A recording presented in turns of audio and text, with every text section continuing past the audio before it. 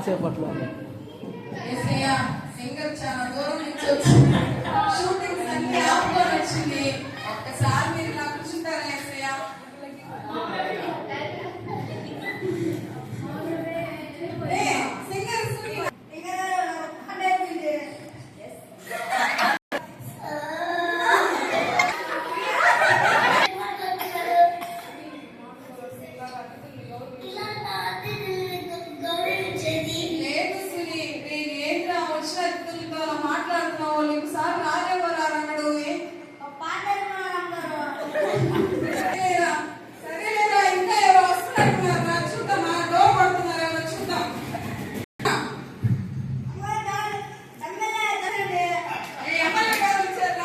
ఎమ్మెల్యేకే జై.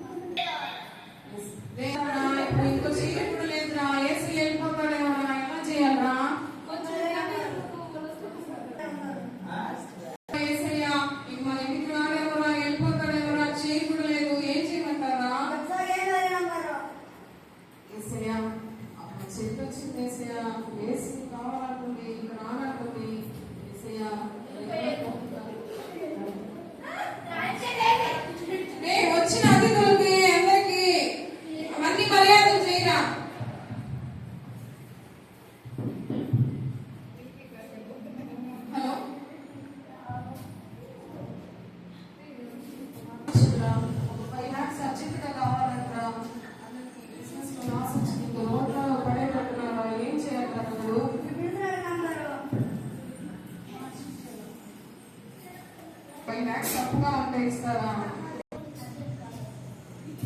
డాక్టర్ గారు ఒక 5 lakhs అప్పుగా ఉంటే ఇస్తారండి. బిజినెస్ లో లాస్ వచ్చిందండి. ఏం చేయాలో అర్థం కావడం లేదు. అందుకే మిమ్మల్ని అడుగుతానండి.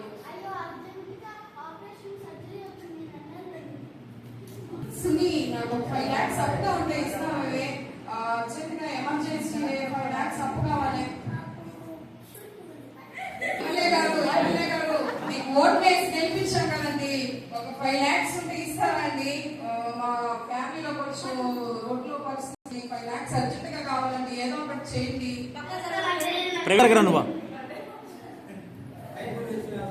చెల్లి, నాకు 5 lakhs అప్పుగా ఉంటే ఇస్తామని బిజినెస్ లో మీ బావగారికి లాస్ వచ్చింది.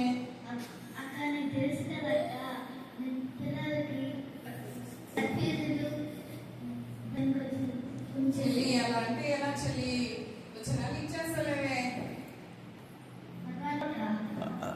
ఏం చేద్దాంరా? 5 lakhs కావాలరా అర్జెంట్ గా. అన్న చెప్పారా బిజినెస్ లో లాస్ వచ్చిందంట. ఏసీ అనుకుంటాడేమరా? ఇప్పుడు వచ్చిన వాళ్ళందరినీ చూస్తున్నా కానీ ఏసీ వెళ్ళిపోయాడు కదరా. మళ్ళీ ప్రార్థన చేస్తే దేవుడు వింటాడరా? ఎలా రా? దేవుడు తీరుస్తాడరా?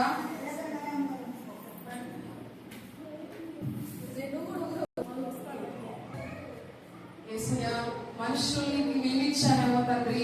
నీకు ఇవ్వాల్సిన స్థానం ప్రభా మనుషులకి ఇచ్చానేమో దేవా. నైనా నన్ను క్షమించు దేవా. ఆపదలో ఉన్న వారిని నువ్వు ఆదుకుంటానని చెప్పావు కదా తండ్రి.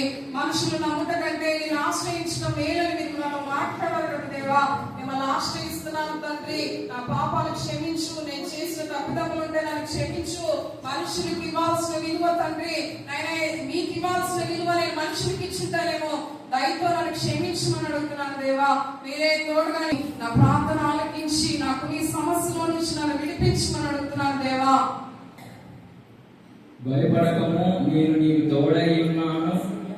తండ్రి జాడ నేను పిల్లల జాడ పడినట్లు నేను మీకు తోడై ఉన్నాను. భయపడకము, ఈ పాపములు విడిచినను నేను నీకు సహాయం చేసేదాను.